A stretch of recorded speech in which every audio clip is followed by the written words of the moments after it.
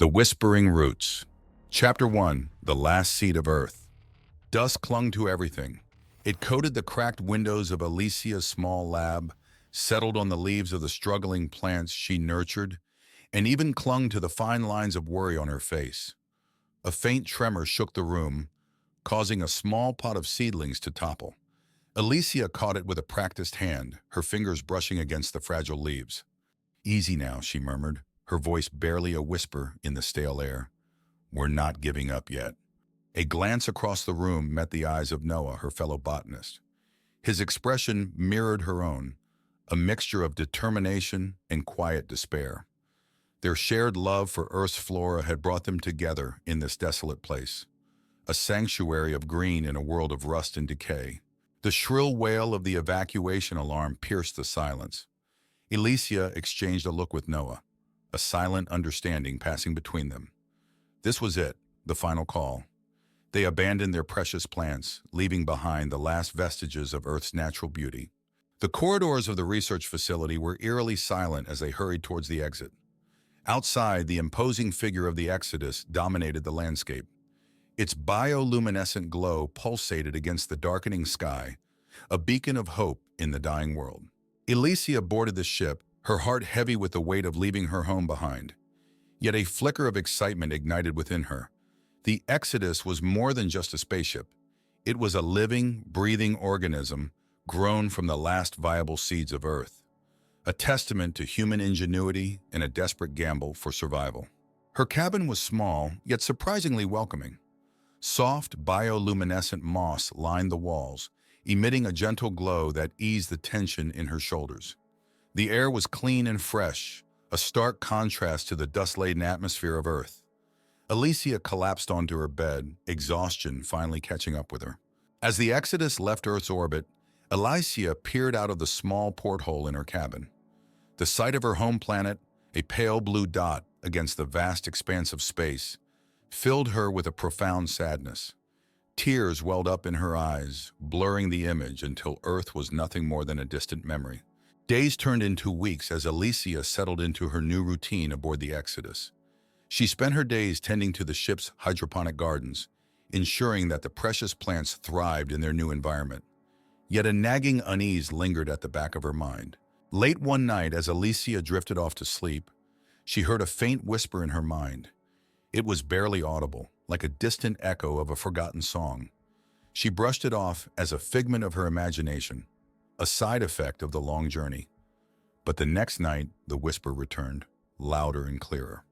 "Elysia," the voice called, its tone both soothing and ethereal. "I am Gaia. We are one." Elysia's eyes shot open, her heart pounding in her chest. The voice resonated within her, a strange sense of familiarity washing over her. The whispers were real, a message from the ship itself. A living ship reaching out to her. A connection, a bond forming, a symbiotic awakening. Chapter 2.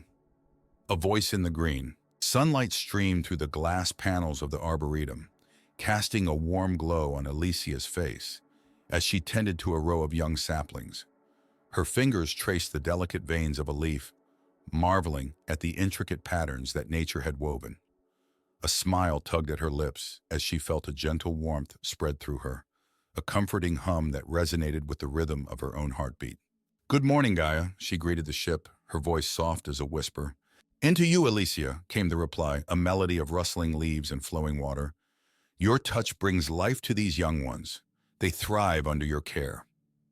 Elysia chuckled. "They're just doing what comes naturally. It's me who has so much to learn." "And learn you shall," Gaia assured her. "Together, we will unlock the secrets of this vessel and discover the true potential of our bond." Elysia spent her days exploring the ship's vast botanical gardens, learning the names and properties of each plant, and tending to their every need. In the evenings, she retreated to her cabin, where she would meditate, focusing on the subtle vibrations of the ship's systems. Gaia's voice guided her, teaching her how to interpret the ship's needs and desires. One evening, as Elysia was deep in meditation, she felt a sudden shift in the ship's energy. A wave of unease washed over her, like a cold wind rustling through the leaves. "Gaia," she asked, her voice laced with concern, "what's wrong?" There is a disturbance in the air, Gaia replied, her voice tinged with worry. A darkness looms on the horizon. We must be vigilant. Elysia's heart quickened. She could feel the tension building within the ship, a subtle undercurrent of fear and uncertainty. She sought out Gaia in the arboretum, seeking solace in the familiar warmth of the green. What is it, Gaia? What do you sense? A storm is brewing, Elysia. A storm that could threaten our very existence. We must prepare ourselves for the trials ahead. The following days were filled with a growing sense of unease. Elysia noticed subtle changes in the ship's atmosphere, whispered conversations in hushed tones, furtive glances exchanged in the corridors, a general air of apprehension. One day, as Elysia was working in the hydroponics bay, she was approached by Director Kale, a tall, imposing figure with a charismatic smile that didn't quite reach his eyes. "Miss Loden," he greeted her, his voice smooth and polished. "I've been hearing whispers about your unique abilities. Tell me, is it true that you can communicate with the ship?" Elysia hesitated, unsure how to respond. She could sense a hidden agenda behind Kale's charming facade, a hunger for power that made her uneasy. I have a connection with the ship, yes," she admitted cautiously, "but it's nothing extraordinary. We all rely on the Exodus for our survival." Kale leaned closer, his eyes fixed on hers. "Perhaps you underestimate your importance, Miss Loden. Your connection with the ship could be a valuable asset, a key to unlocking its full potential." Elysia felt a chill run down her spine.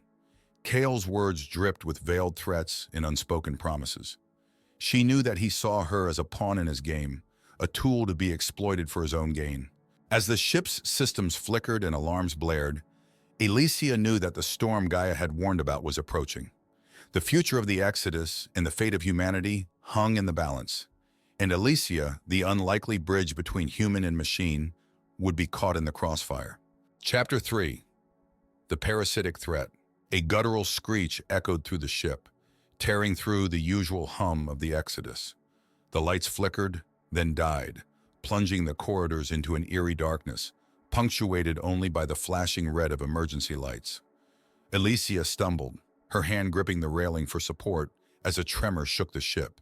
"Gaia?" she called out, her voice tight with fear. "What's happening?" The reply came as a wave of dread washing over her, a symphony of creaks and groans from the ship's very core. "We are under attack, Elysia, a parasitic life form. They call themselves the Scourge." Elysia's breath hitched. The Scourge. She had heard tales of these creatures, whispered warnings from seasoned spacers.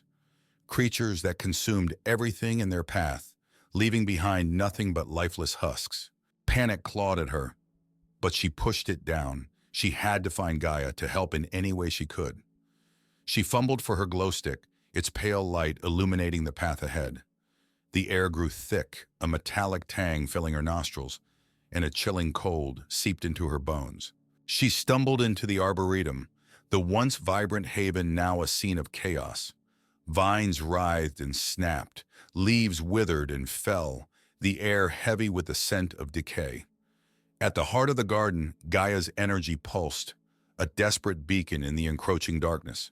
"Gaia!" Elysia cried, her voice barely a whisper. "Elysia!" Gaia's voice echoed, weaker now, strained with pain. "They are draining my life force. I cannot hold them back much longer." Elysia reached out, her hand touching the rough bark of a nearby tree. A surge of energy flowed through her, a mix of fear and determination.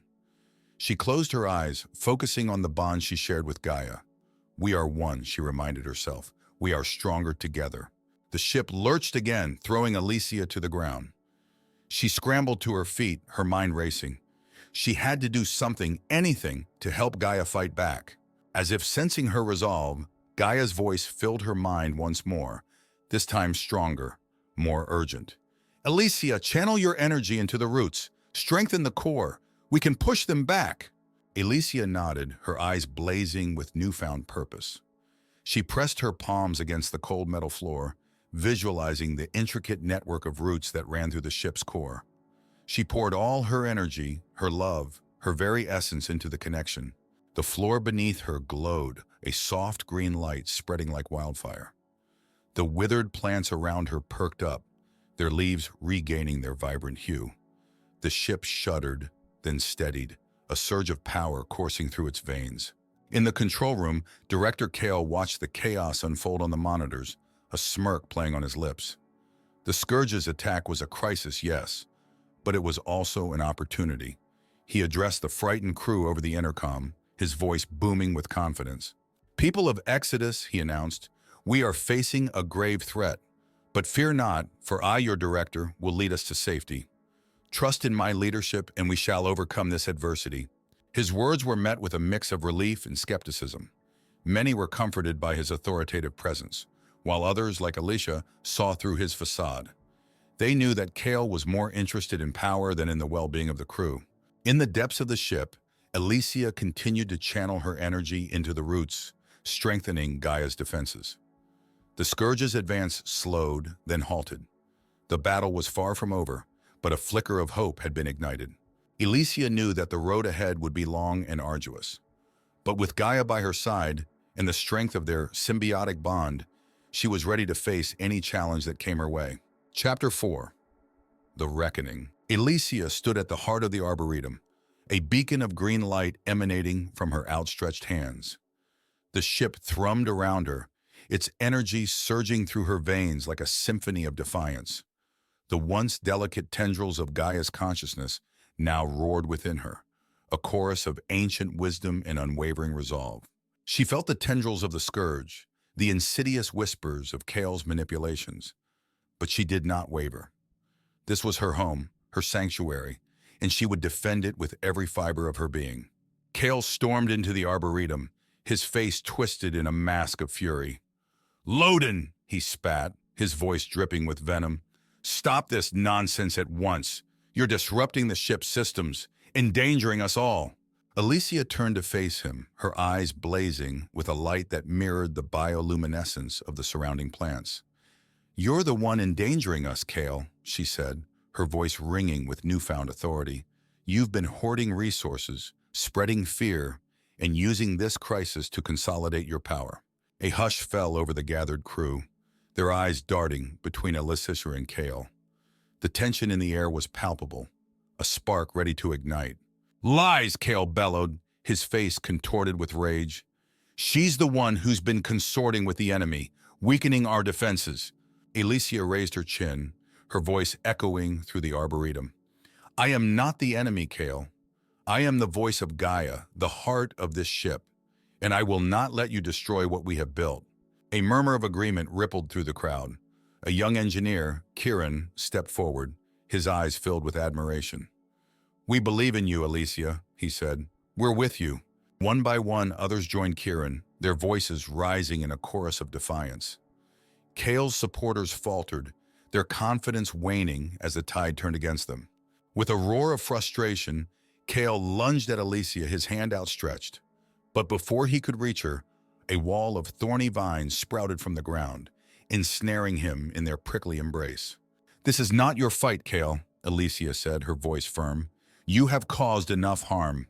Now step aside." Kale struggled against the vines, his face red with anger. But the more he fought, the tighter they constricted, drawing blood. He let out a cry of pain, his resolve finally breaking.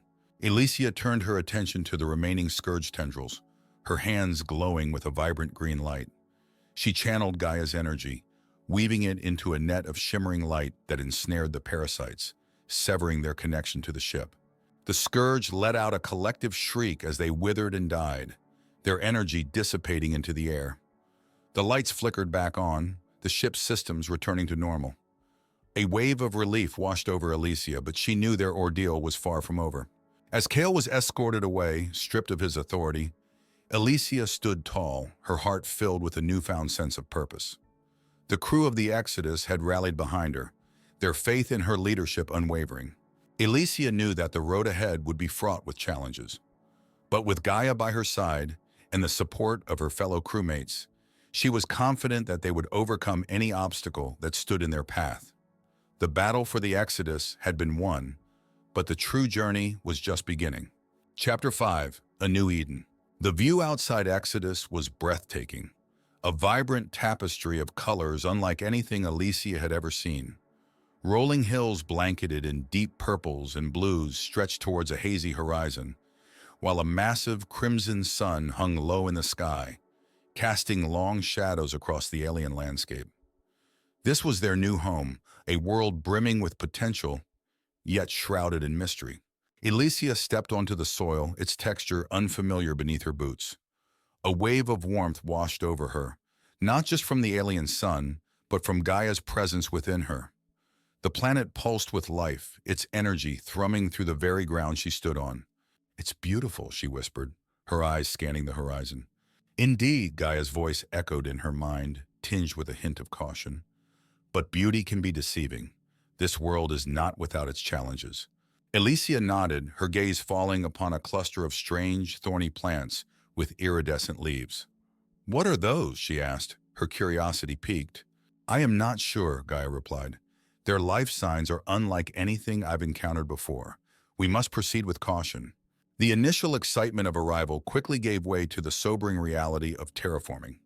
The air was thin and heavy with unfamiliar gases, the soil lacked essential nutrients, and the local flora seemed to possess a strange, almost predatory energy. Elysia and Gaia worked tirelessly, experimenting with different techniques to adapt earth plants to the alien environment. They faced setbacks, crops withered, seeds failed to germinate, and some of the local flora proved to be toxic. "We're not making much progress," Elysia sighed, wiping a bead of sweat from her brow. "Maybe this planet isn't as hospitable as we thought." "Patience, Elysia," Gaia soothed. "Adapting to a new world takes time. We must learn to understand its rhythms, its language." One day, as Elysia was exploring a dense thicket of bioluminescent trees, she stumbled upon a clearing. In the center, a massive flower bloomed, its petals shimmering with an ethereal light. As she approached, the flower turned towards her, its tendrils unfurling like welcoming arms. Elysia gasped, "Gaia, it's alive!" "Indeed," Gaia replied, a hint of awe in her voice. "It seems we are not alone on this planet. This is a sentient being, Elysia, a kindred spirit." Elysia extended her hand towards the flower, her touch gentle and respectful. The flower responded, its petals brushing against her fingers in a gesture of greeting. "Hello," Elysia whispered, her heart swelling with wonder. "My name is Elysia. What is yours?" A soft melody filled her mind, a symphony of colors and emotions. The flower was communicating with her, not through words, but through a shared language of feelings and sensations. Elysia spent hours with the flower, learning its language, sharing stories of Earth, and exchanging knowledge about their respective worlds. She learned that the flower was part of a vast network of sentient plants that spanned the entire planet, a collective consciousness that guided the ecosystem. Elysia realized that the key to terraforming this world wasn't to force Earth's plants to adapt, but to find a way for them to coexist with the native flora, to create a symbiotic relationship that would benefit both. With Gaia's help and the wisdom of the sentient plants, Elysia began to implement new strategies. She introduced nitrogen-fixing bacteria to enrich the soil, used bioluminescent fungi to illuminate the darker corners of the planet, and even encouraged the growth of the thorny, iridescent plants, realizing their unique ability to filter toxins from the air. Slowly but surely, the planet began to transform. The air grew cleaner, the soil richer, and a diverse ecosystem started to emerge. Elysia had not only found a new home for humanity, but she had also forged a bond with the sentient life of this world, a testament to the power of symbiosis. Chapter 6. Seeds of Hope. Years had passed since that first tentative step onto the alien soil. Now the once barren landscape had transformed into a vibrant tapestry of life. Lush fields of golden grain swayed in the gentle breeze, their stalks intertwined with the native bioluminescent flora, creating a mesmerizing dance of light and shadow. Elysia walked through the bustling market square, a smile gracing her lips as she watched children playing tag amidst the stalls laden with exotic fruits and vegetables. The air buzzed with the sound of laughter and lively conversation, a symphony of human voices blending with the chirping of alien insects and the rustling of leaves. "It's hard to believe this is the same planet we landed on," Noah remarked, joining Elysia at her side. He had grown into a seasoned farmer, his hands calloused from years of working the land. Elysia nodded, her eyes filled with pride. It's a testament to the resilience of the human spirit and to the power of symbiosis. The colony had thrived, not through domination, but through understanding and cooperation. They had learned to respect the delicate balance of the ecosystem, working alongside the sentient plants to create a harmonious environment where both could flourish. Children attended schools where they learned not only about science and technology, but also about the importance of empathy and connection with the natural world. They were taught to listen to the whispers of the wind, the songs of the rivers, and the ancient wisdom of the trees. Elysia had become a revered figure in the colony, a symbol of hope and unity. She continued to nurture her bond with Gaia, sharing her knowledge and insights with the younger generation. She taught them how to communicate with the sentient plants, how to harness the planet's energy, and how to live in harmony with their new home. One evening, as Elysia sat by a campfire with a group of children, a young girl named Anya asked, "Elysia, will we ever see Earth again?" Elysia looked up at the stars, a wistful smile gracing her lips. "Perhaps one day," she replied, "but for now this is our home, and we must cherish it, nurture it, and ensure that it thrives for generations to come." The children nodded, their eyes wide with wonder as they gazed at the vast expanse of the cosmos. They knew that they were part of something special, a grand experiment in interplanetary cooperation. As the years turned into decades, the colony continued to grow and prosper. New settlements sprouted across the planet, each one a testament to the ingenuity and adaptability of the human spirit. One day, Elysia received a message from Gaia. "Elysia," the ship's voice whispered in her mind, "it is time for us to move on. Our mission is not yet complete." Elysia nodded, a bittersweet feeling washing over her. She had grown to love this planet, this new Eden that they had created together. But she knew that their journey was far from over. There were other worlds to explore, other civilizations to encounter, other possibilities to discover. With a heavy heart, Elysia gathered the crew of the Exodus. She explained Gaia's message and their impending departure. There were tears and hugs, promises to return one day. As the Exodus lifted off, leaving behind the vibrant world they had helped to create, Elysia looked back at the receding planet. A wave of gratitude washed over her, for the challenges they had overcome, for the bonds they had forged, and for the hope they had planted in the hearts of a new generation. The Exodus, now a haven of life, a testament to the power of symbiosis, continued its journey through the cosmos, carrying the seeds of hope to a universe in need.